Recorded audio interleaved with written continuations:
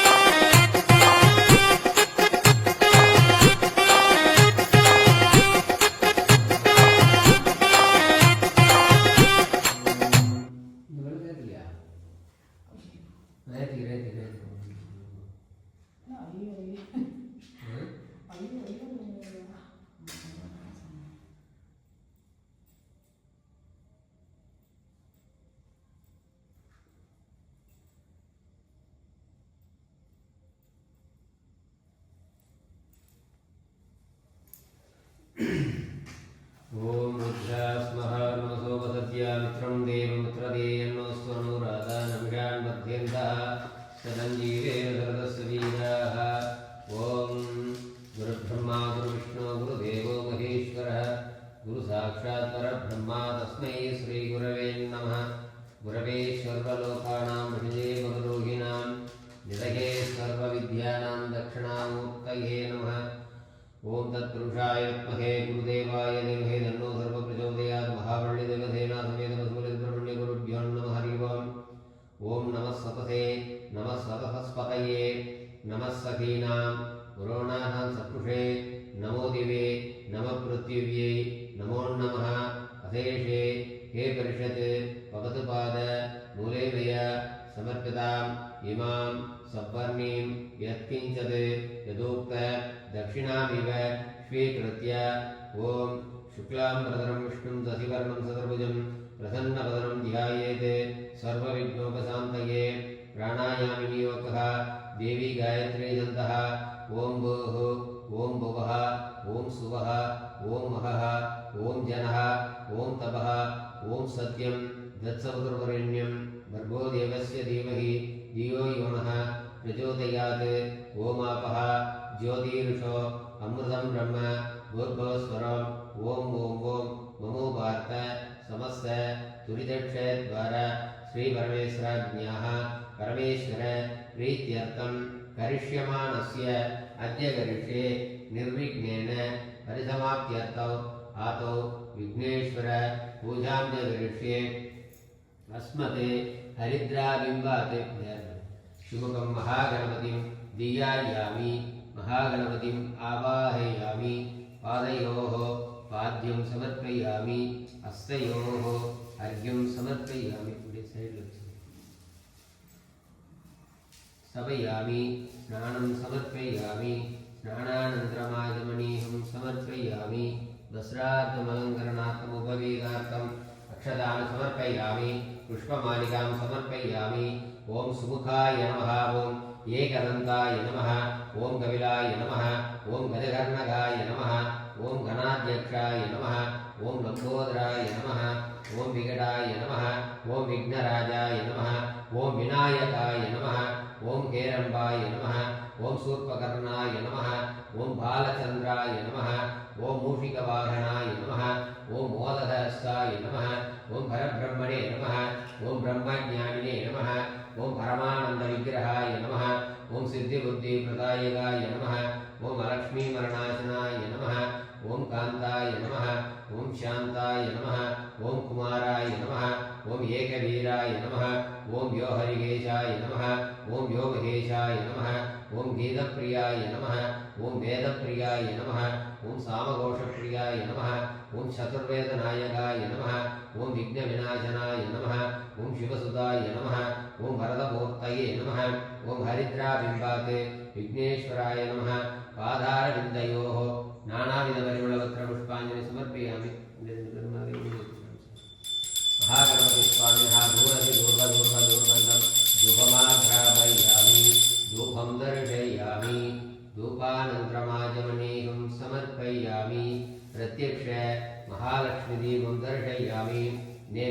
स्वयं रोक्ष्य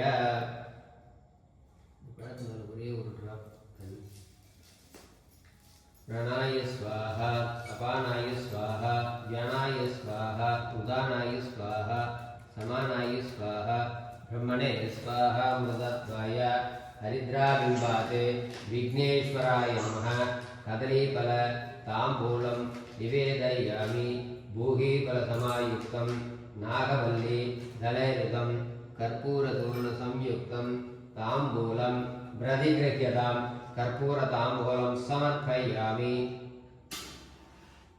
ओम नमो प्रातपतये नमो गणपतये नमः प्रमदपतये नमस्ते अस्तु लंबोदराय एकदन्ताय विघ्नविनाशनाय शिवसुताय वरदमूर्तये नमो नमः। हरिद्राबिम्बात् कर्पूरदीपं सन्तर्षयामि नीराजनन्तमाजमनीयं समर्पयामि। ओम गजाननपद्मार्कं गजाननमहर्निशम् अनेकदन्तं भक्तानाम् एकदन्तम् उपास्महे। महागणपति स्वामिनः प्रार्थनं समर्पयामि। तदेव लग्नं सुदिनं तदेव ताराबलं चन्द्रबलं तदेव दैवबलं विद्याबलं तदेव लक्ष्मीपते गौरीपते वाणीपते ते अंकप्रयोगं स्मरामि। ममोपार्थ समस्त दुरिधक्षयद्वारा श्री परमेश्वराज्ञाः परमेश्वर प्रीत्यर्थं शुभाभ्यां शुभे शोभनमुहूर्ते आद्य ब्रह्मणः द्वितीयवरार्थे श्वेतवराहकल्पे वैवस्वतमन्वन्तरे अष्टाविंशतितमे कलियुगे प्रथमे पादे जम्बोद्वीपे भारतवर्षे भरतखण्डे मेरोः दक्षिणपार्श्वे शहाब्दे अस्मिन् वर्तमानेन व्यवहारिके प्रभवादि षष्ट्याः संवत्सराणां मध्ये मङ्गलकर पराभवनाम संवत्सरे उत्तरायणे प्रति ऋतौ चैत्रमास्याम् अस्यां शुभतिथौ गोत्रं शिवगोत्रं विष्णुगोत्रं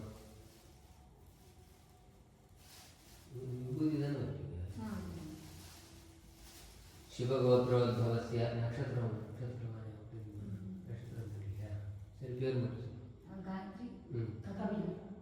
गायत्री कविनीला जन्मनक्षत्रो जन्मरासो जातायः गायत्री नाम्यः जन्मनक्षत्रो जन्मरासो जातायः कविनीला नाम्यः अवयोः सह कुटुम्बानां क्षेमस्थैर्य वीर्य विजय अभय आयुरारोग्य ऐश्वर्याणाम् अभिवृद्ध्यर्थं लक्ष्मी कटाक्षसिद्ध्यर्थं धनं धान्यसिद्ध्यर्थं इष्टकाम्यार्थसिद्ध्यर्थं ज्ञान वैराग्यसिद्ध्यर्थं सर्वाभीष्टसिद्ध्यर्थं सर्वमङ्गलवाप्त्यर्थं सकल सौकर्य अनुकूल्यसिद्ध्यर्थं गणगणक वस्तुवाहन अभिवृद्ध्यर्थं देह आरोग्यसिद्ध्यर्थं कोटि कोटि लाभकर प्रसादफलसिद्ध्यर्थं सहल ग्रहदोष निवर्त्यर्थं राजद्वारे सर्वानुकूल्यसिद्ध्यर्थं ओम श्री महागणपति स्वामिनः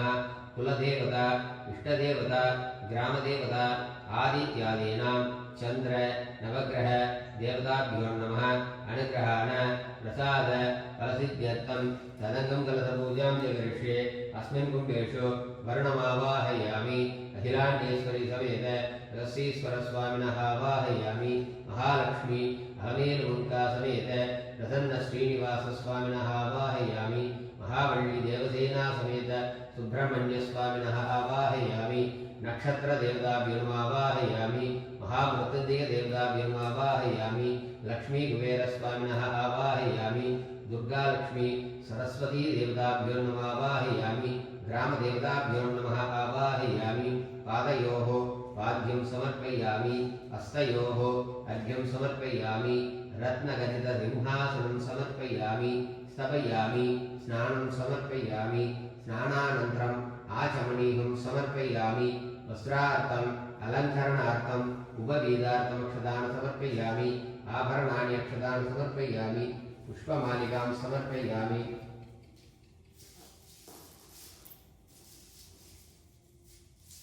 ओम अग्निहोत्रात्मने अंगुष्ठाभ्यां नमः। ओम दर्शपूर्णमासात्मने दर्जनीभ्यां नमः चातुर्मास्यात्मने मध्यमाभ्यां नमः निरूढवसुबन्धात्मने अनामिकाभ्यां नमः ज्योतिष्ठोमात्मने कनिष्ठिकाभ्यां नमः सर्वकृत्वात्मने करतलकरपृष्ठाभ्यां नमः ओम अग्निहोत्रात्मने हृतयाय नमः ओम दर्शपूर्णमासात्मने सरसे स्वाहा चातुर्मास्यात्मने सिकायै वषटे निरूढवसुबन्धात्मने कवचाय हुं ज्योतिष्ठोमात्मने नेत्रत्रयाय वंषटे सर्वकृत्वात्मने हस्तराय वटे भूर्भुवस्वरोमिदिग्बन्धः ध्यानम् आपातालनभस्थलान्तभुवनब्रह्माण्डमाविस्फुरत् ज्योतिस्फाटिकलिङ्गमौलिविलसत्पूर्णेन्दुबान्धामृतैः अस्तोघापृतमेघमेघमणिजं रुद्रानुभागाञ्जवेते ध्याये दीक्षितसिद्धये त्रिभुपदविभ्रोऽभिषिञ्ज्य शिवम् ब्रह्माण्डव्याप्तदेहावसतहिमरसापाशमानाभुजङ्कैः खण्डे कालाकपर्दा गणितदिगला सण्डकोदण्ड हस्ताः त्रयक्षा रुद्राक्षमाला प्रणतभयहर शाम्भवा मूर्तिवेदाः रुद्राश्रीरुद्रसूक्तप्रकटितविभवानप्रयच्छन्तु सौख्यम् आवाहित सर्वेभ्यो देवेभ्यो नमः आवाहितो भव स्थापितो भव सन्निधो भव तन्निरुद्धो भव गुण्डितो भव सुप्रीतो भव सुप्रसन्नो भव सुमुखो भव वरदो भव प्रसीद प्रसीद स्वामिन्ने सर्व जगन्नाथ यावत् पूजावाचनकं दावत्वं प्रीतिभावेन बिम्बे अस्मिन्ने सन्निधं कुरु ओम तीर्थराजाय नमः ओम वरुणाय नमः ओम इंद्राय नमः ओम स्वरूपिणे नमः ओम अपांपतये नमः ओम मकरवाहनाय नमः ओम पाशहस्ताय नमः ओम जलाधिपतये नमः ओम शिवाय नमः ओम भवाय नमः ओम श्री सदाशिवाय नमः ओम तत्पुरुषाय नमः ओम महादेवाय नमः ओम गुरवे नमः ओम गुरुनाथाय नमः ओम पुरुषाय नमः ओम सुगात्मने नमः ओम चतुर्हस्ताय नमः ओम बन्धकसदृशाय नमः ओम कपालिने नमः ओम दुष्टदूराय नमः ओम शिष्टानकर्णामुजभानवे नमः ओम नादाय नमः ओम नादरूपाय नमः ओम निर्गुणाय नमः ओम गुणात्मने नमः ओम शकृद्भोजनतृप्ताय नमः ओम सामतृप्ताय नमः ओम साक्षिणे नमः ओम सोमसूर्याग्निनेत्राय नमः ओम भस्मालंकृतवर्ष्मणे नमः ओम शशाङ्कचूडाय नमः ओम चक्रहस्ताय नमः ओम साधवे नमः ओम त्रिलोचनाय नमः ओम त्रिदशेषस्वरूपिणे नमः ओम स्वर्णवर्णाय नमः ओम गंभीरस्वराय नमः ओम मृतपाशिने नमः ओम अर्याय नमः ओम अव्याजकरुणानितये नमः ओम मोहने सुरवे नमः ओम मार्गशीर्षरौद्राक्षजन्मिने नमः ओम विविधाभरणाय नमः ओम प्रस्फुरन्मधुरमूर्तये नमः ओम जगत्कर्त्रे नमः ओम जगत्पात्रे नमः ओम निर्वैरिणे नमः ओम भक्तसंवत्प्रदाय नमः ओम गृहं जलश्रये नमः ओम ऋद्विजे नमः ओम भविषे नमः ओम शिवतादये नमः ओम वसवे नमः ओम वासुदेवाय नमः ओम दिव्यमङ्गलमूर्तये नमः ओम अश्वत्पत्रधियाय नमः ओम शरण्याय नमः ओम शाश्वतानन्ददायिने नमः ओम ब्रह्मण्याय नमः ओम वरेण्याय नमः ओम परस्मै ज्योतिषे नमः ओम शूलिने नमः ओम सुरराजाय नमः ओम सुब्रह्मण्याय नमः ओम बासुरानन्दमूर्तये नमः ओम मनवे नमः ओम महते नमः ओम भक्तगोब्राह्मणहितैषिणे नमः ओम ऋणातकाय नमः ओम स्निग्धाय नमः ओम बलजालिने नमः ओम पूर्णिमासंभवाय नमः ओम बाह्यसागरसन्तुष्टमानसाय नमः ओम अष्टमूर्तये नमः ओम शिवङ्कराय नमः ओम उमाये नमः ओम शम्मोहिन्ये नमः ओम देव्ये नमः ओम सुन्दर्ये नमः ओम एकाङ्गे नमः ओम एकाक्षर्ये नमः ओम एकनायक्ये नमः ओम कात्यायिन्ये नमः ओम दाक्षायिन्ये नमः ओम वाराहिन्ये नमः ओम चामुण्डिन्ये नमः ओम भैरविन्ये नमः ओम गायत्रिन्ये नमः ओम दुर्गापरमेश्वरिन्ये नमः ओम कामाक्षिन्ये नमः ओम मीनाक्षिन्ये नमः ओम विशालाक्षिन्ये नमः ओम भुवनेश्वर्ये नमः ओम अभिरामिन्ये नमः ओम बालत्रिपुरसुन्दर्ये नमः ओम त्रिपुराम्बिके नमः ओम भद्रकाल्ये नमः ओम पापनाशिन्ये नमः ओम पापशङ्कभयङ्कर्ये नमः ओम आदिशक्तये नमः ओम महाशक्तये नमः ओम इच्छाशक्तये नमः ओम क्रियाशक्तये नमः ओम ज्ञानाशक्तये नमः ओम मोक्षशक्तये नमः ओम रेणुकापरमेश्वरन्ये नमः ओम कैलासनिलयाय नमः ओम शिवप्रियाय नमः ओम शिवताण्डवप्रियाय नमः ओम मङ्गलरूपिण्ये नमः ओम सौन्दर्यनायकिन्ये नमः ओम जडामणिप्रियाय नमः ओम कथम्भवनवासिन्ये नमः ओम दारिद्र्यनाशिन्ये नमः ओम गङ्गादेव्ये नमः ओम ईश्वरप्रियवल्लभाय नमः ओम राजराजेश्वरीरूपाय नमः ओम श्रीचक्रनायकिन्ये नमः ओम महामन्त्रिण्ये नमः ओम महात्रिपुरसुन्दर्ये नमः ओम बालात्रिपुरसुन्दर्ये नमः ओम सुमङ्गल्ये नमः ओम सुवासिन्ये नमः ओम वीरकोष्ठिप्रियाय नमः ओम ललितादेव्ये नमः ओम सौम्यनायकिन्ये नमः आवाहित सर्वेभ्यो देवेभ्यो नमः आधारविन्दयोः नानाविधपरिमलपत्रपुष्पाञ्जलिं समर्पयामि ओम ईशानः सर्वविद्यानाम् ईश्वरी हुं सर्वभूतानां ब्रह्माधिपति ब्रह्मणोऽधिपति ब्रह्मा शिवो मे अस्तु सदा शिवो शीतले त्वं जगन्माता शीतले त्वं जगत्पिता शीतले त्वं जगद्धात्री शीतलायै नमो नमः ओम अम्बा शाम्भवी चन्द्रमौळीरफला अपर्णा उमा पार्वती काली हैमवती शिवाग्निनयना कात्यायनी भैरवी सावित्री नवयौवना शुभहरी साम्राज्यलक्ष्मीप्रभा चित्रूपे परदेवता भगवती श्रीराजराजेश्वरी लक्ष्मीं क्षीरसमुद्रराजतनयां श्रीरङ्गधामेश्वरीं दासीभूतसमस्तदेववनितां लोकैकदीपाङ्कुरां श्रीमन्मन्दकटाक्षलब्धविभवे ब्रह्मेन्द्रगङ्गाधरां त्वां त्रैलोक्यगुणमणिं सरसिजां वन्दे मुकुन्दप्रियां जातवेतसे सुनवामसोममरादीयतो नितहादिवेदः सनप्रषदति दुर्गाणि विश्वानावेव सन्तं दुर्दाद्यग्निः तामग्निवर्णां तपसा ज्वलन्तीं वैरोचिनीं कर्मफलेहि दुष्टां दुर्गां देवीं शरणमहं प्रपद्ये सुतरसितरसे नमः ओम तत्पुरुषाय विद्महे महादेवाय धीमहि तन्नो रुद्रः प्रचोदयात् नारायणाय विद्महे वासुदेवाय धीमहि तन्नो विष्णुः प्रचोदयात् तत्पुरुषाय विद्महे शक्तिहस्ताय धीमहि तन्नो स्कन्दः प्रचोदयात् महाशक्त्यै च विद्महे रुद्रपत्नी च धीमहि तन्नो शक्तिः प्रचोदयात् महादेवी च विद्महे विष्णुपत्नी च धीमहि तन्नो लक्ष्मी प्रचोदयात् वाग्देवी च विद्महे ब्रह्मपत्नी च धीमहि तन्नो वाणी प्रचोदयात्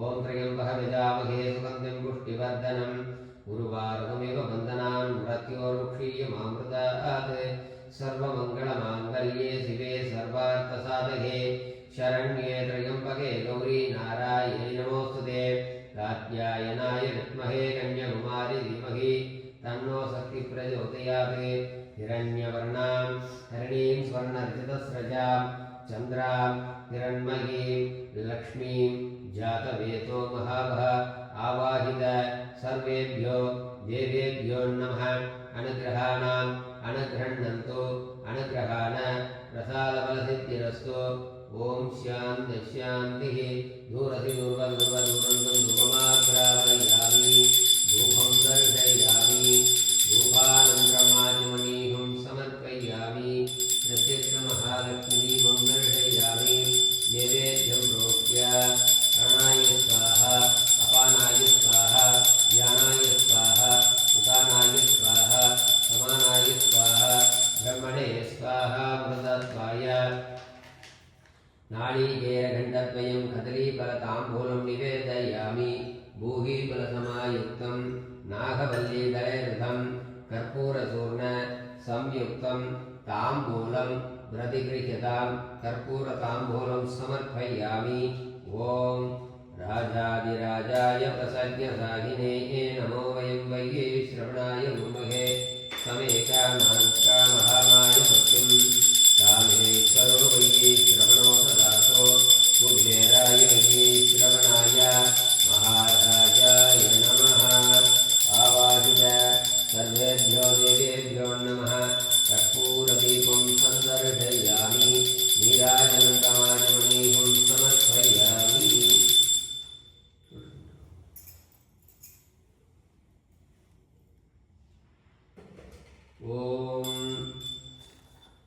गणानाहन्त्वा गणपतिं मवामहे कविं कवीनामुपमस्रवस्तमं ज्येष्ठराजं ब्रह्मणां ब्रह्मणस्पदानशृण्वन्नोदिवेशितसादनं महागणाधिपतये नमः।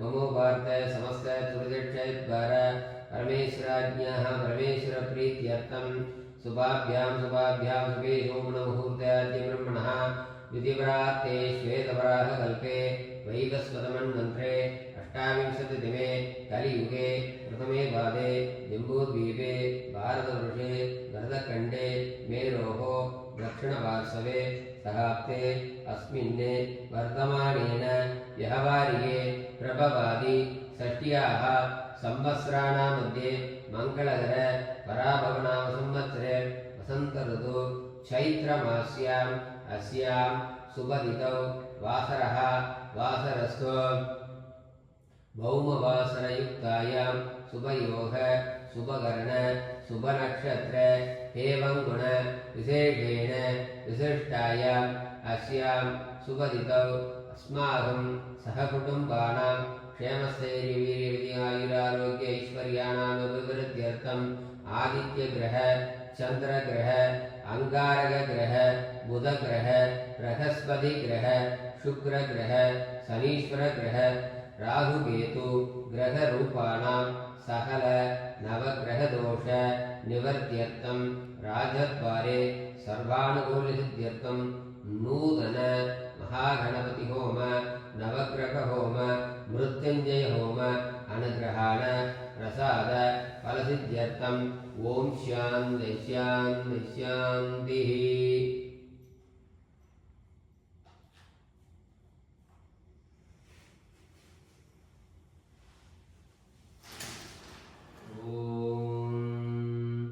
अग्निं प्रज्वाल्य अग्निं प्रतिष्ठाप्य अग्नये नमः।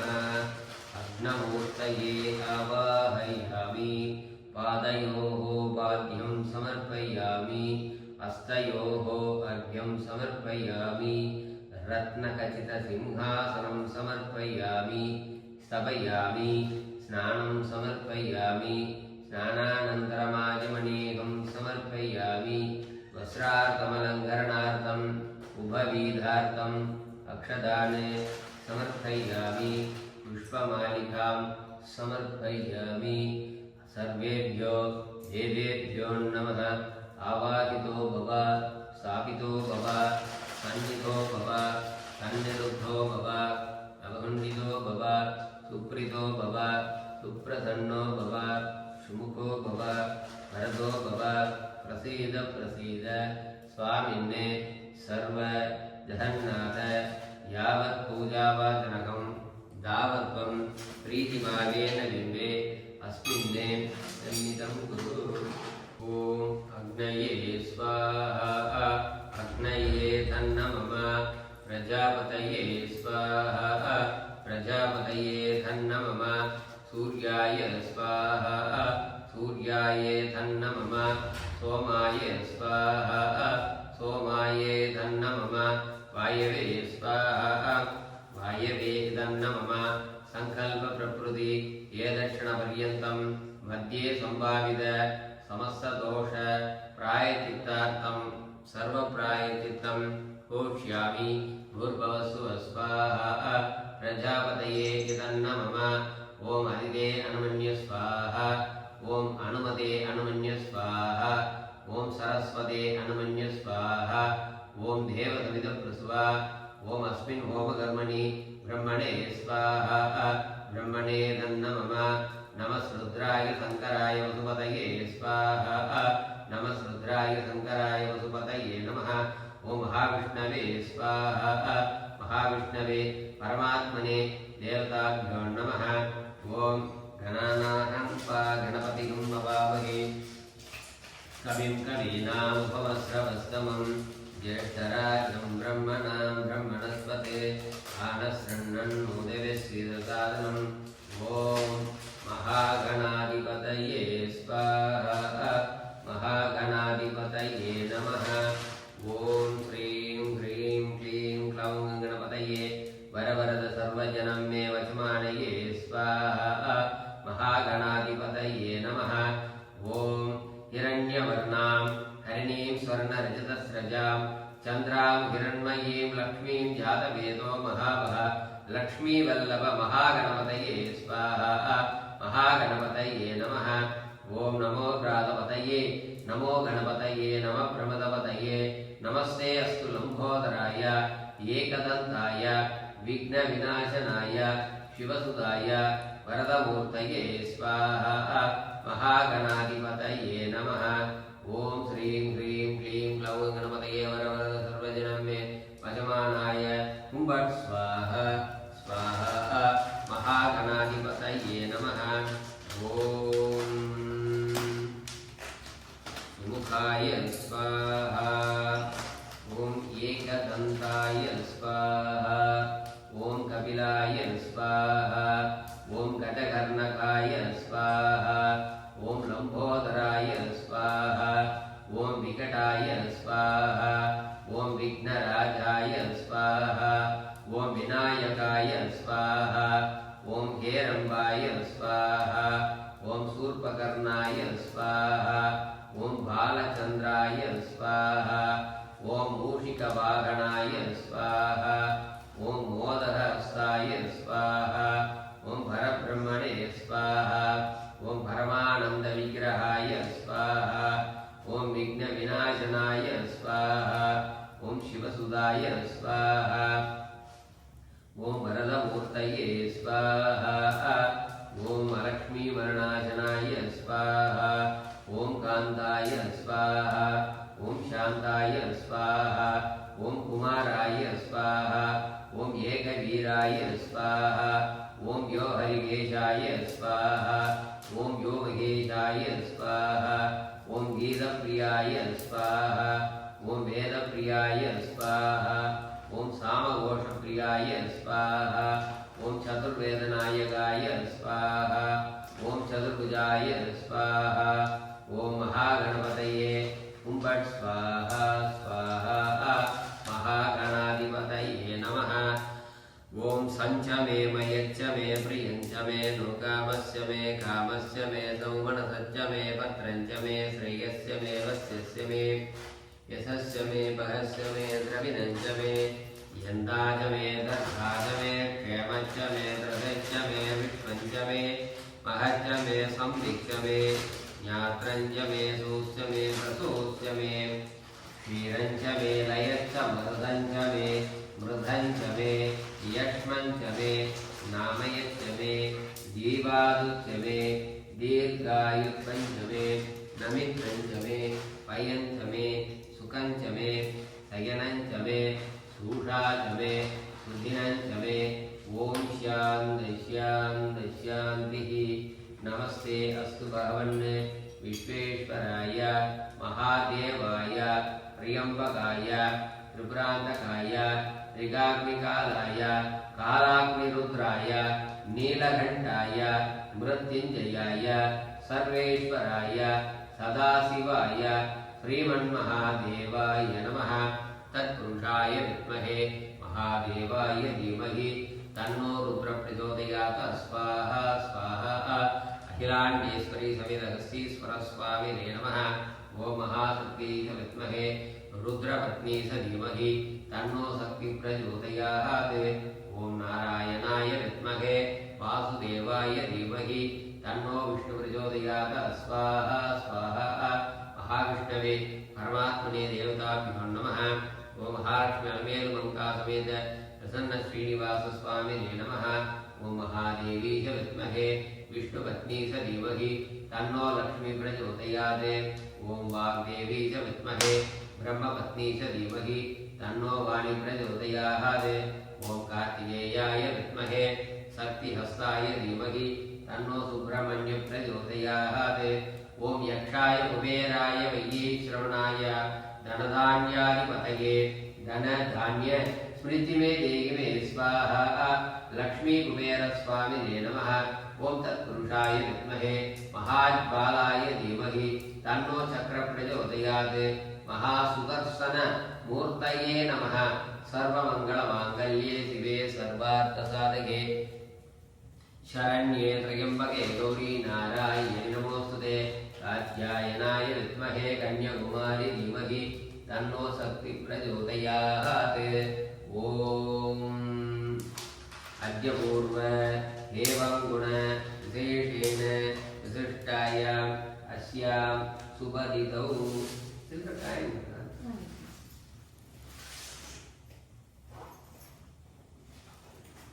जन्म नक्षत्र जन्म रासो जातायः गायत्री नाम्यः प्रियं भाग्यजाये सुगन्धिं पुष्टिवर्धनति।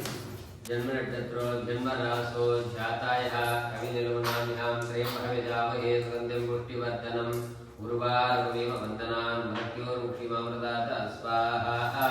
दीर्घायुष्मन्तं गुरु गुरु अमृतमृत्युञ्जय स्वामिने नमः। ओम सहना भवतु ओम सहनौ भुनक्तु ओम सह वीर्यं करवावहै ओम तेजस्विनामधीतमस्तु मा विद्विषावहै ओम शान्ति शान्ति शान्तिः। ओम ममो भारत समस्त दुर्दक्षेश्वर परमेश्वराज्ञः परमेश्वर प्रीत्यर्थम् अस्मिन् मण्डले अधिदेवता प्रत्यति देवतातीतम् अग्निर्मध्यभागे आदित्यग्रहं धियायामि आवाहयामि। ओम अस्मत्प्रजाय विद्महे वासहस्ताय धीमहि तन्नो सूर्य प्रचोदयात् स्वाहा। सूर्य ग्रह देवताभ्यो नमः। सूर्य ग्रह दोषो निर्दोषो अस्तु। ओम अस्मिन् मण्डले अधिदेवता प्रत्यति देवतातीतम् अग्निर्मध्यभागे चन्द्रग्रहं धियायामि आवाहयामि। ओम अस्मत्प्रजाय विद्महे हेमरूपाय धीमहि तन्नो सोम प्रचोदयात् स्वाहा। चन्द्रग्रह देवताभ्यो नमः। चन्द्रग्रह दोषो निर्दोषो अस्तु। ओम अस्मिन् मण्डले अधिदेवता प्रत्यति देवतातीतम् अग्निर्मध्यभागे अंगारकग्रहं धियायामि आवाहयामि। ओम वीरध्वजाय विद्महे विघ्नहस्ताय धीमहि तन्नो भौमो प्रचोदयात् स्वाहा। अंगारकग्रह देवताभ्यो नमः। अंगारकग्रह दोषो निर्दोषो अस्तु। ओम अस्मिन् मण्डले अधिदेवता प्रत्यति देवतातीतम् अग्निर्मध्यभागे बुधग्रहं धियायामि आवाहयामि। ओम गजध्वजाय विद्महे सुखहस्ताय धीमहि तन्नो बुध प्रचोदयात् स्वाहा। बुधग्रह देवताभ्यो नमः। बुधग्रह दोषो निर्दोषो अस्तु। ओम अस्मिन् मण्डले अधिदेवता प्रत्यति देवतातीतम् अग्निर्मध्यभागे बृहस्पतिग्रहं धियायामि आवाहयामि।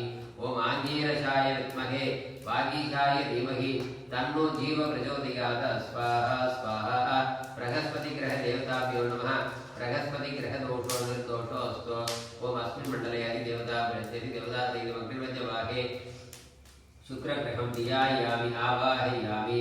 ओम अस्मत्प्रजाय विद्महे धनुर्हस्ताय धीमहि तन्नो शुक्र प्रचोदयात् स्वाहा स्वाहा। शुक्रग्रह देवताभ्यो नमः। शुक्रग्रह दोषो निर्दोषो अस्तु। ओम अस्मिन् मण्डले अधिदेवता प्रत्यति देवतातीतम् अग्निर्मध्यभागे शनीश्वरग्रहं धियायामि आवाहयामि। ओम काकत्वजाय विद्महे कट्कहस्ताय धीमहि तन्नो मन्द प्रचोदयात् स्वाहा स्वाहा। शनीश्वर ग्रह देवताभ्यो नमः। शनीश्वर ग्रह दोषो निर्दोषो अस्तु। ओम अस्मिन् मण्डले अधिदेवता प्रत्यति देवतातीतम् अग्निर्मध्यभागे राहुग्रहं धियायामि आवाहयामि। ओम नागध्वजाय विद्महे पद्महस्ताय धीमहि तन्नो राहु प्रचोदयात् स्वाहा। राहुग्रह देवताभ्यो नमः। राहुग्रह दोषो निर्दोषो अस्तु। ओम अस्मिन् मण्डले अधिदेवता प्रत्यति देवतातीतम् अग्निर्मध्यभागे केतुग्रहं धियायामि आवाहयामि। अस्मत्प्रजाय विद्महे शूलहस्ताय धीमहि तन्नो केतु प्रचोदयात् स्वाहा स्वाहा। केतुग्रह देवताभ्यो नमः। केतु ग्रह दोषो निर्दोषो अस्तु। ओम आदित्याय सोमाय मंगलाय बुधाय च गुरु शुक्र शनिभ्यश्च राघवे केतवे स्वाहा। आदित्यादीनां चंद्र नवग्रह देवताभ्यो नमः। अनुग्रहाणाम् अनुगृह्णन्तु अनुग्रहाण प्रसाद फलसिद्धिरस्तु। ओम शान्ति शान्ति शान्तिः। ओम सहना भवतु सहनौ भुनक्तु सह वीर्यं करवावहै तेजस्विनामधीतमस्तु मा विद्विषावहै। ओम शान्ति शान्ति शान्तिः।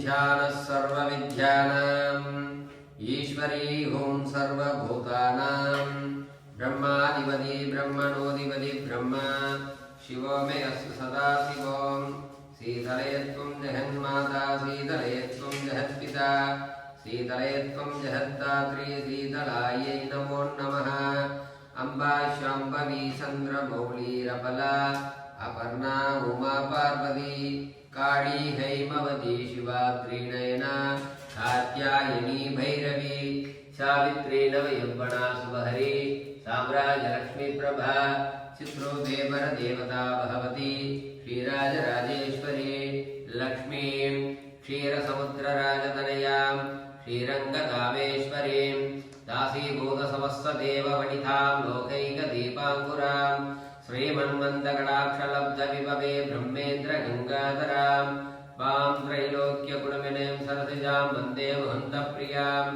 जातवेदसे सुनमाम सोममरादीयतोनितहादिवेदः क्षणपरिषदति दुर्गाणि विश्वानावेव सिन्धुं दुर्दाद्यग्निः तामग्निवर्णां तमसाज्वलन्तीं वैरोचनीं कर्मफलेषु जुष्टां दुर्गां देवीं शरणमहं प्रपद्ये सुकरसिधरसे नमः ॐ मणमाली गदीजाङ्गी जङ्गी चक्रै सनन्तकी श्रीमन्नारायणोर्विष्णुवासुदेवोऽभिरक्षतु श्रीराम राम रामेति रमे रामे मनोरमे सहस्रनामतत्तुल्यं रामनामवरानने ॐ नमो भगवते वासुदेवाय गोविन्दाय गोपीजनवल्लभाय श्रीकृष्णाय तुभ्यं नमो नमः सहलं परस्मै नारायणायेति समर्पयामि सर्वं कृष्णार्पणमस्तु पूर्णाहुतिमुत्तमां जुहोति सर्वं वै पूर्णाहुतिः सर्वमेवाप्नोति अतो प्रियं वै पूर्णाहुतिः अस्य मेवाप्रतिष्ठति पूर्णमदपूर्णमिदं पूर्णात् पूर्णमुदस्यते पूर्णस्य पूर्णमादाय पूर्णमेवावशिष्यते अग्निर्मध्यभागे आवागिव सर्वेभ्यो देवेभ्यो नमः महापूर्णाहुतिं समर्पयामि ॐ अग्नये स्वाहा अग्नये धन्नमम प्रजापतये स्वाहा प्रजापतये धन्नमम सूर्याय स्वाहा सूर्याय धन्नमम सोमाय स्वाहा सोमाय धन्नमम वायवे स्वाहा वायवे धन्नमम संकल्पप्रकृति ये दक्षिणपर्यन्तं मध्ये संभावित समस्तदोष प्रायचित्तार्थं सर्वप्रायचित्तं पोष्यामि भूर्भुवस्सुः स्वाहा प्रजापतये धन्नमम ॐ प्राणाय स्वाहा ॐ अपानाय स्वाहा ॐ व्यानाय स्वाहा ॐ उदानाय स्वाहा ॐ समानाय स्वाहा ॐ ब्रह्मणे स्वाहा अमृतध्वाय अग्निर्मध्यबाहे अमृतमाज्यमहानैवेद्यं निवेदयामि भूगीफलसमायुक्तं नागवल्लीदलरितं कर्पूरचूर्णसंयुक्तं ताम्बूलं प्रतिगृह्यतां कर्पूरताम्बूलं समर्पयामि ॐ योपां पुष्पं वेद पुष्पवान् प्रजावाहान् पशुमान् भवति चन्द्रमा वा अवां पुष्पं पुष्पवान् प्रजावाहान् पशुमान् भवति एवं वेद योपामायतनं वेद आयतनवान् भवति वायुर्वा अपामायतनम् आयतनवान् भवति यो वायुरायतनं वेद आयतनवान् भवति आपो वै वायुरायतनम् आयतनवान् भवति एवं वेद योपामायतनं वेद आयतनवान् भवति अशो वेदभण्डपामायतनम् आयतनवान् भवति यो अमुष्यतपत आयतनं वेद आयतनवान् भवति आपो वा अमुष्यतपत आयतनम् आयतनवान् भवति एवं वेद योपामायतनं वेद आयतनवान् भवति नक्षत्राणि वा अपामायतनम् आयतनवान् भवति यो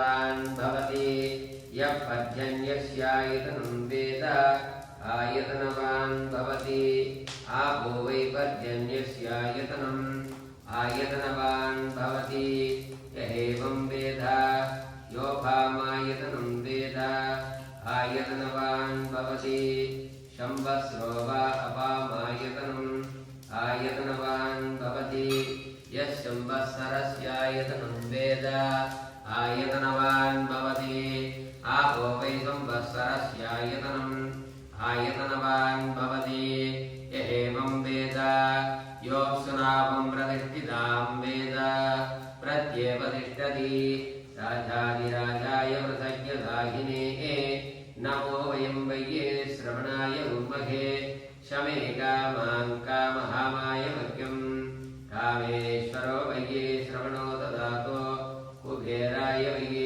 श्रवणाय महाराजाय नमः ॐ तद्ब्रह्मा ॐ तद्वायुः ॐ तदात्मा ॐ तत्सत्यम् ॐ तत्सर्वम् ॐ तत्प्रोर्नमः अन्तःशरदि भूतेषु गुहायां विश्वमूर्तिषु त्वं यज्ञस्त्वं वषट्कारस्त्वम् इन्द्रस्त्वं रुद्रस्त्वं विष्णुस्त्वं ब्रह्मस्त्वं प्रजापतिः त्वं तदापगापो ज्योतिरुषो अमृतं ब्रह्म भूर्भवस्वरो आवाहित सर्वेभ्यो देवेभ्यो नमः वेदोक्तमन्त्रपुष्प शरणमङ्गलं समर्पयामि शकलाराधनैस्वर्चितम्